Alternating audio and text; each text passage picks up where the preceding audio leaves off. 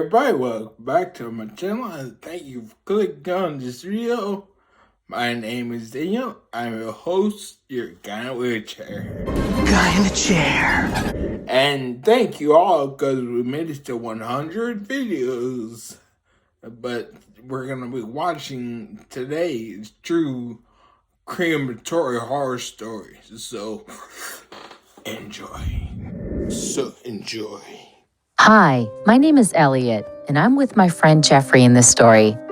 Little warning, this story is probably disturbing or may be uncomfortable for you. Jeff and I had been friends for almost 15 years now. We grew up in the same neighborhood, and you're probably asking if we ever fell in love. Well, we didn't. We see each other as an unbreakable duo. Anyway, we both applied for our first job at a local mall. But unfortunately, the mall wasn't very busy, so we quit there due to low sales. I suggested to him that we should look in the newspaper for jobs, just like in the old days. So we did, and Jeff found a night shift job at a crematorium. We joked about how everyone was too scared to take a job like this because it was quote-unquote scary, especially at night. So I said, let's try it, dude. We're scarier than those ghosts, ha ha, and we laughed. The next day we went to the crematorium, and surprisingly it was very neat and didn't really look like a crematory at all. It actually felt very fancy and looked really beautiful inside. Every place in the crematorium was epic, even the restrooms made us excited. I told him, yo, we're gonna be the best workers here, and he nodded with a smile and giggle. Because we both knew this place wasn't so bad. We were excited to get to work because we had unlimited food and drinks, and there was Wi-Fi and TV too. All we had to do was burn bodies and transfer them to the cremation jars, and that's it. We had been enjoying this job for nearly 2 months, and nothing really spooky happened until one day. It was around 9 p.m., and we were taking a little break. We had 3 bodies left to feed on flames. I was drinking an orange soft drink at the time, and I don't know why I was staring at the 3rd box where the corpse was in. I was just looking at it and daydreaming about random things, while Jeff was watching TV and texting his mom with his back to me. After a few minutes, we decided to get back to work. We carried the boxes carefully to show respect to the dead, because in my culture, we believe in old tales from tribes in the south part of the country. So if someone is dead, we don't joke around or talk about them.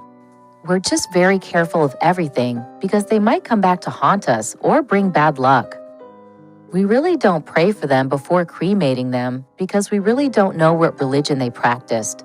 I felt like I was hallucinating because I heard a whisper saying, "Pray for me." So I prayed, and I don't even know how. It was like an outside force was controlling me. Jeff couldn't hear me, or maybe he was ignoring me at that moment. After praying, before turning on the start button, I sprinkled holy water after 3 throws. My eyes got big and I dropped the bottle. I looked at Jeff and he asked why, and I told him, where did the holy water come from? Jeff looked surprised and asked, so this rosary isn't from you? And he opened his hands, and I was expecting to see his clear palm where the rosary was, but instead we were shocked to see a satanic symbol carved into his palm, and it was bleeding. We both became paralyzed in fear as we didn't know what was happening until we heard our boss. He gave us our bonus salary and brought us food, and he eventually left. We tried to forget about that moment for a while and tried to focus on playing some video games. However, it was kind of hard because Jeff's palm was bleeding as we were playing the game. By now it's around 10:30 p.m., and Jeff and I secretly take naps until 1 a.m. usually, so we must finish this task. When we get back there, we saw the 2nd box opened. I closed it and didn't look properly inside because once I did, I was disgusted and chilled, so I never did again. As we were burning the first body, Jeff started to hallucinate. He's telling me that I'm whispering to him even though I'm not, and I'm 5 feet away from him. Jeff, let's be smart. In all the movies we've watched, we know what's possible and what's impossible. It's just the 2 of us here, and I'm too far to whisper to you, so you know it's not really me. He said this while putting the bandage on his palm and sarcastically smiling because I'm also feeling a chill. We have to wait 1 to 3 hours for the body to turn to ashes.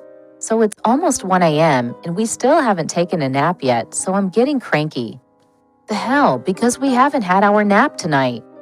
We'll surely have more customers later and we'll end up being here all night and day. Jeff tried to calm me down. I look back and the damn second box is open again, and I was mad because I know I closed it. Now I'm really confused. I open the box in half and the body is missing.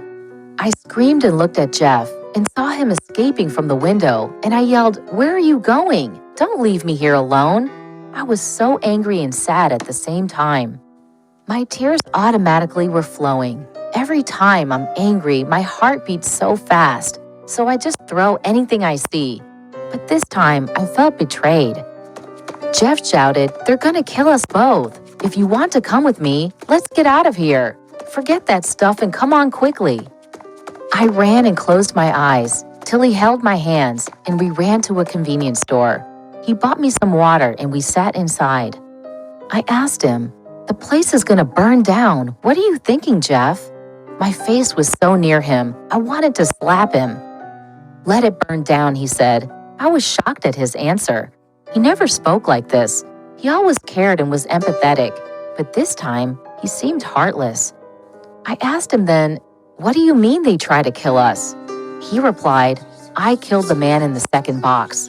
He was disguising his voice in a female voice, in your voice, and was saying things like, you killed me," repeatedly in a manipulative, sad voice. I really didn't know what to say, but I believed him. And I know that he'll open up to me since we're close friends. So I asked him, "How? What?" He said, "I was fishing one day with 4 male classmates. I saw him from the back of our wood house, but I ignored him at first. So we decided to make a bonfire and stayed outside and enjoyed the serene nature around us. The lake was so clear and the sky was so beautiful and the stars were luminous. We decided to go and tell stories till we fell asleep. I woke up in the morning alone and it seems they all had left me. I only saw my bag, but also saw Eric's bag, so I felt relieved. As I went to check, a hand grabbed me and it was that guy, and he's naked and he keeps shutting my mouth. In short, he was trying to rape me. There was a little tree beside him, so I let my dark side control me. I smashed his head to the tree, and when he fell down, I grabbed a big rock and dropped it on his head. I wasn't done yet. I cleaned his skull. I removed his organs there and put it in a trash bag to study later on. I didn't hide his body. It was still there when we left. I was surprised by this story. I had no idea about him studying these things. I couldn't move and believed that I'm friends with a psychopath. But instead of staying away or leaving him, I hugged him and cried.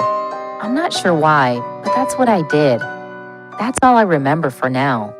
Today we live together. He's like my little brother, and I'm helping him to cure his mental disorders. We also started babysitting his niece and nephew and quit our other job. Surprisingly, when our boss came back, he saw nothing but cleanliness. Well, guys, that took a hell of a turn. Excuse the language, but that was creepy. That's why you don't play around with crematories. Dude saw a pentagram in his hand. What the heck? But hey, it was pretty creepy, but don't forget, if you liked it, I don't know why I can't listen to that. Comment down below what else you want to see. And then subscribe. I don't know how I do that. But hey, see you tomorrow. Thank you for 100 videos of viewing. Bye.